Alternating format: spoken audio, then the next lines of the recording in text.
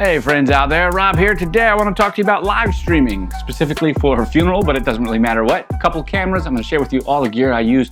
Consider it like a bag dump, but there's a story involved with it as well. So I'll share with you what happens when it all goes wrong and what you can do to fix it. Let's talk about it. So first things first, what do? I'm a photographer and videographer. I got my start in weddings many years ago, over 15 years ago. I've shot over 1,000 weddings in this time, photo and video, drone, aerial, and all that other stuff. And over the pandemic, during COVID, I got into more live streaming as well as DJing and some other things to bring all the wedding services into one provider under one roof. And it worked out really well. Since then, I ended up really enjoying the live stream and the video production work that way. And I kind of have a nice mix of real estate clients, corporate clients for live stream seminars, award ceremonies, as well as funeral and wedding clients, which I would consider like private citizen type stuff, and then my own work that I do for YouTube or things that I want to share people with. And I've used a lot of different gear. So when I share with you this gear that I'm using now, I'm sharing it with you because it is tried, tested, and true. I work with it and I love it. And as a gear dump, let's bring out the first piece of gear that I just absolutely could not live without, and that's Yolo Box. This is the Extreme. Now, there's a bunch of them. I have several. I have a lot of them. I've got Yolo Box Ultra, Yolo Box Extreme, Yolo Box Pro, Yolo Box Mini. I don't think that you can go wrong with any Yolo Box product. For me, here's the deciding factor.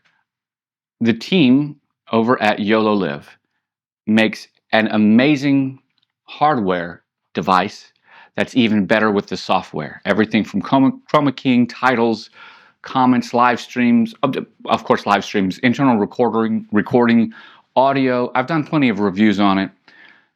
And all with a SIM card in the device, network bonding using Ethernet or a dongle. It's got all the ports. All of them have these same basic features. What you're really paying for, the different models, are the different number of ports that you get. And there are some features that are a little bit different, but for the most part, YoloLive, the company, does not attempt to segment the type of features that you get. That way, no matter which one you get, you will have a very similar experience to any of them. Why is this so important? Well, this is the hub, and as the hub, everything connects to it. So your live stream will only ever be as good as the hub. And I just thought about something while I was saying this, because this microphone keeps pulling my shirt down. It doesn't sit on my shoulders right, but Chris West Entertainment is a sub-brand of Robert Ham Photography. For those of you that are asking, whenever I go and I have to set up audio or video or DJ, I do it under the Chris West Entertainment moniker. It's just how I separate my brand. So when a bride sits down and says, yeah, we'd like to have photography, it's Robert Ham Photography. For videography, it's Esquire Videos. For DJ, it's Chris West Entertainment. So you see, those are vertically integrated brands that make it simpler than saying, I'm a one-stop shop with my team, we can do it all. No, we may get into that discussion, but it just helps with how people understand what you do. Because trust me, you'll be asked. Okay, that aside, the thing about Yolo Box is simply this. When it first came out, they were pushing out updates. We're talking 6 years ago, 5-6 years ago, Kickstarter I think they were on, or however they got started. I was one of the early adopters, firmware version 1.2, 1.2.3, somewhere around there. And on the original OG Yolo Box, which is right here, big difference, right? It's crazy. Still works, by the way. And the thing was, they were YoloLive, the company, Frank, the co-owner or co-creator of YoloLive, great guy, you can talk to him. All these people will talk with you.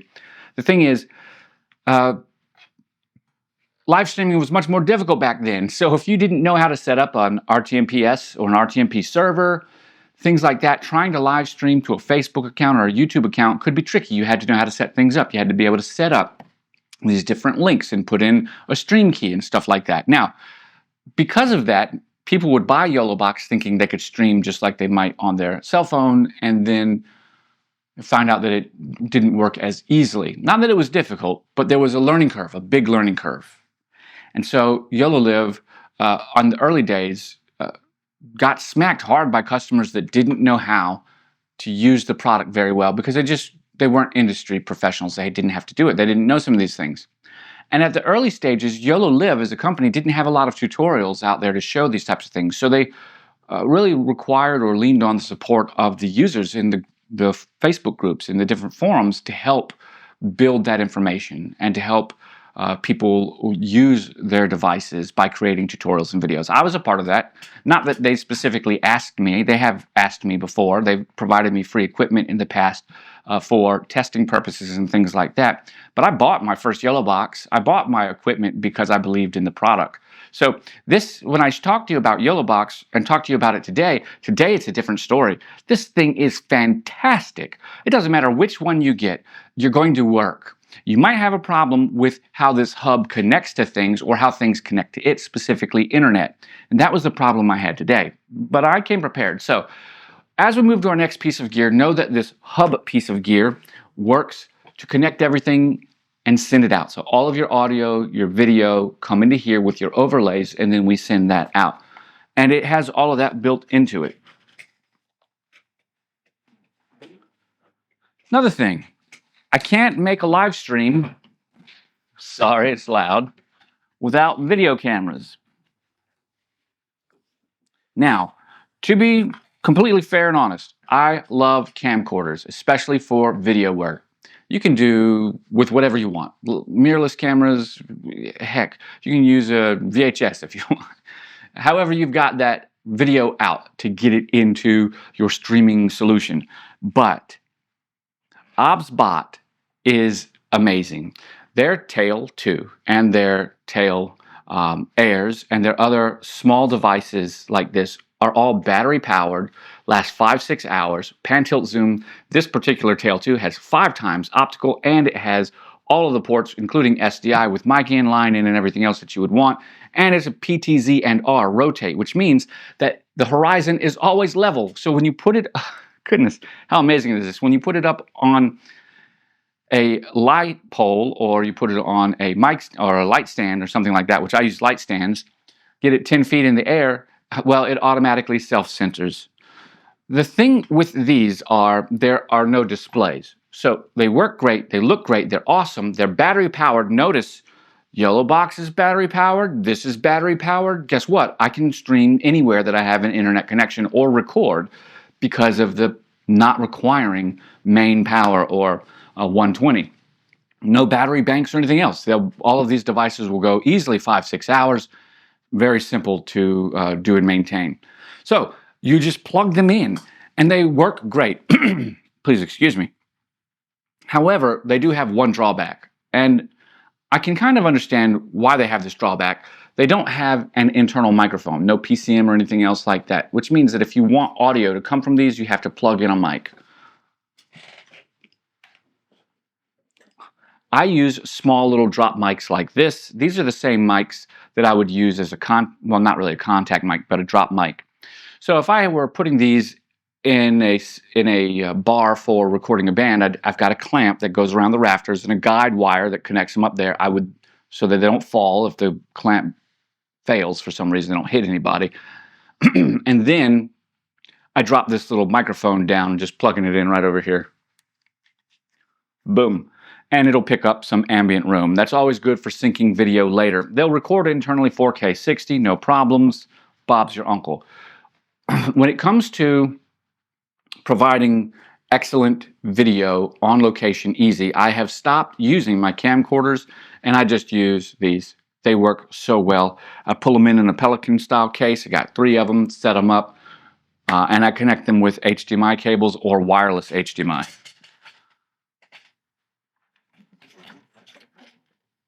All right, this is very old 1080p wireless with audio. It's just a Vaxis 500. Get whatever's new now. I've got several sets of these. They power off of the old, I think, NPF batteries from Sony, or the big ones, you know, whatever. Anyway, these things work great. So I just connect one to each Tail 2, one to each camera, and then connect it to Yolo Box, and then guess what? I've got a wireless connection. Yolo Box also has built-in audio delay. So that you can delay the audio to match the video in case you have any synchronization issues. But that was not my issue today. My issue, again, was internet. So we're still, keep that in the back of your mind, we could still have an internet problem. So what mics did I use? Well, today I was using the Hollyland Lark Max. I know they've got the Lark Max 2, or they got all these different ones out. These things work great, and they record 32-bit float. No, not 32-bit. I think it's 24-bit. I don't know what they record anymore. I don't really care. They work great. It might actually be 32-bit float. In any event, I set these up, I put one wherever I need to go, and then I get an audio out. Now, speaking of audio, we did have another small problem. I encountered two problems today. Let's talk about that for a bit as we're going through the gear. You know, a little amuse-bouche, so to speak. I hope you enjoy my ramblings. This is a great way. I hope it feels conversational is what I'm trying to say. So I went for a celebration of life today, which the decedent was already cremated and in an urn, and people were going to talk. And I asked where the people would be standing. There was apparently no technician, so I couldn't get house audio out. And I wanted to get house audio. It's always better if you can get house audio. The problem is there was nobody there, and if there is somebody there, if they don't really know how to use the board, you know, we're not in a funeral home, we're in a church. So if for some reason they didn't know how to use the board, they may not know how to give you an audio out. And even though I know how to use their board, I'm not messing with their settings because you can imagine it would cause a problem for someone down the line. So whenever you go to on location, you need to have several different mic solutions. Now, I always use wireless mic solutions. One of my favorite are these Comica Boom XDs, but I also have a Comica Boom XU series that has 4 XU for UHF, not digital, so it's analog, not a digital system. And I have a mix of analog and digital systems because sometimes you encounter interference or whatever.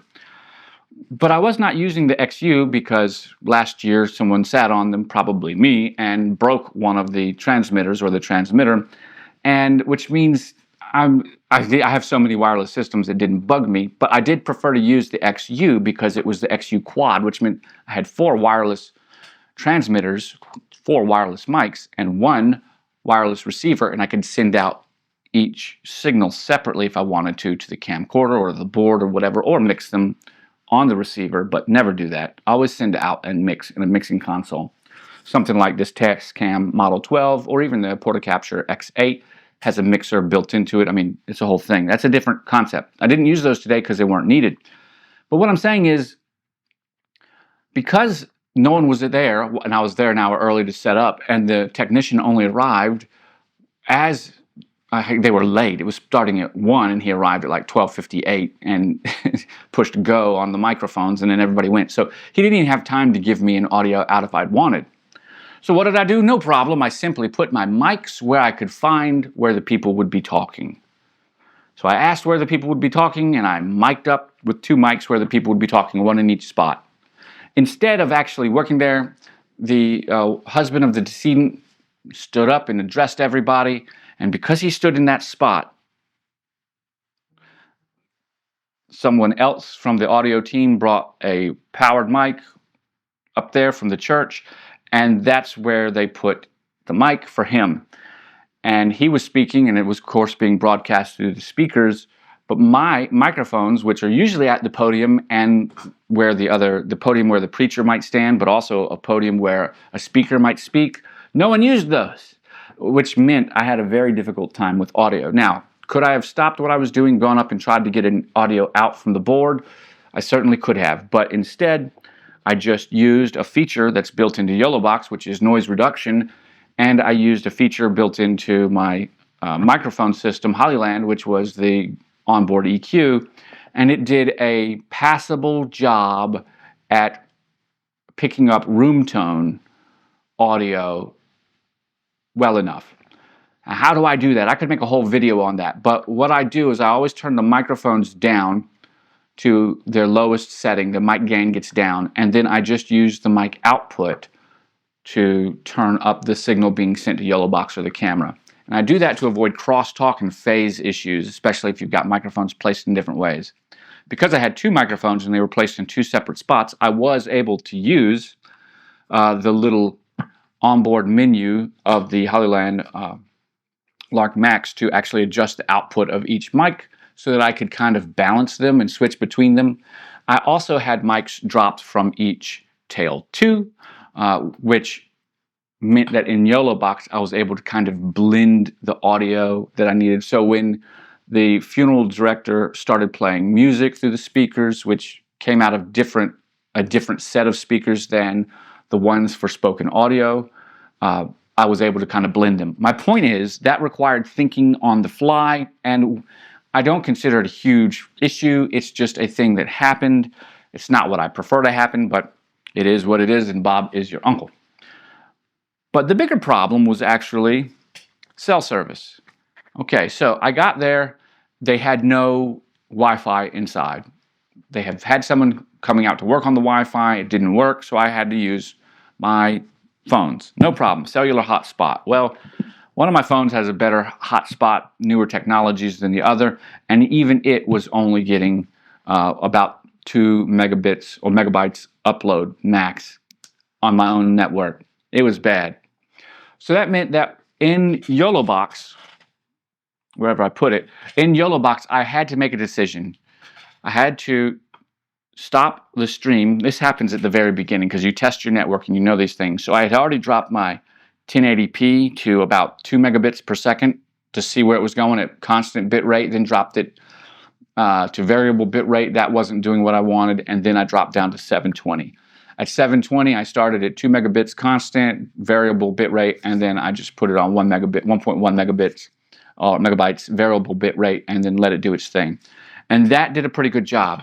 There were still a couple of spots that buffered in and out there, and some dropped frames, but because I started my stream early, I was able to test and pause the stream on YoloBox while I was making these adjustments and change all of the settings and then restart the stream. Since people were just walking around shaking hands and talking, and since I was playing a track in the background, an instrumental track specifically for that, so there was no audio from the room, it was just a background music track that I was playing on YoloBox, I was able to blend it and make it look nice. So what do I notice about all this stuff? Well, I think in the end, and I've got some more gear to show you, but we kind of give this part right here so you can have it. In the end, 5 years ago, people would have been saying, let me rephrase that. I think I'm happy. I think I'm happy to be able to make this video and talk about this and have you, the viewer, if you've made it this far, a thumbs up if you have you, the viewer, understand what I'm talking about and recognize that 5 years ago, if you are new to YoloBox, maybe the original or the Ultra, or excuse me, the Pro at the time, you might not have known what to do in this situation. And the simple answer is, I paused the stream, changed my network settings, and restarted the stream. I could have used things like network bonding. I could have used both phones together, but I don't pay for that plan, and although YoloBox has it, I don't have it, so I didn't use it. I also switched between them based on my hotspots, my phones, based on which one I could get a better signal at the time, and I was using a program called Speed Test on my phone to test what the network was doing. In any event, I'm happy because today I feel like most of you out there have seen videos like mine or other content creators that were helpful to YoloLive and YoloLive themselves with Frank and all their new tutorials and all their partnerships. They've really built a wealth of knowledge about how to use these devices, which makes it simple and easy. Which means that today, what I encountered was a simple fix because I know how to fix it, especially at the time. And if you have encountered it for the first time, you probably already know what to do. But if you don't, pause your stream, change your encoding settings, and restart the stream, always dropping them, starting at 1080, 5, 4, 3, 2, 1 megabyte per second, and then switch. Well, you can't go to 1, but you get what I'm saying, and then switch over to 720. Do your network tests first, but it will change as people come and go. The more people in the area, the more cell tower has service, the more clients it's trying to supply, the bigger the drain, and that's an extremely populated area that I was in by a municipal center and a courthouse. So overall, what would I do different? I think if I could go back and do everything differently, I probably would have attempted to get an audio out from the board, because the audio is passable, but it's passable. It's nowhere close to my standard, and I wouldn't deliver it for a wedding deliverable audio video that someone paid for. A funeral live stream, in this instance, and some of the people didn't even stand by the microphone. They just stood up where they were talking. And so you can't ever help that. What people do when you're streaming and working, you can't change what you can't control. So if they're not even by the mic, you can control where you put your mic and how you set up everything else. But if they don't use your microphones, and that's what happened here. It's also important, I guess, to talk about your client list. If you've got your client list, you should probably know your contract should have stuff like that included in order to keep you covered. I have just a basic set of headphones just so that I can monitor through the Yolo Box. There can be some static when you turn the gain up. Just use a different impedance headphone. And today I use these HDMI connectors. They're nothing special. They are, who knows, they're $10 each on Amazon. It doesn't really sound like a big deal. It's not really that big of a deal. People pay so much for cables. But notice how they're keeping their shape. I like them because these have a hard wire in them that allows them to stay conformed to whatever shape I need, which reduces my requirement for using clamps when I've got Yolo Box on a tripod holding it so I can work with it. You can bend those wires and they'll stay in the direction that you want them. Lots of fun. I got one final tip to impart to you as I close, and thanks for watching, of course. I'm always recording. If the camera's on, it is recording. And there is no substitute for that. So all of my team, when we go together, today it was just me because it was such a small event, but at weddings and stuff, if there's a camera, like a camcorder, and you're doing video, that button is pushed all the time. If it's not pushed all the time, and who cares, you've got an SD card that can hold all the space you want. If it's not pushed all the time, then you may miss something. And what could you miss? Well, I'll share one final thing. The other day, I was at a wedding where the bride just hired me for 2 hours of service. Maybe it was 3. It was 3 at the last minute. They asked me to stay an extra hour. We had discussed this. I let them know that I can capture what they've asked, but we really need a second shooter. I need to, and she didn't want to pay the extra price. And you have to realize this is a negotiation with your client. You're making these decisions with them, so you have to suggest your best, but also not try to like gold dig the client, get the most. Try to fleece them. So I'm trying to accommodate her budget as best as she can, or as best as I can.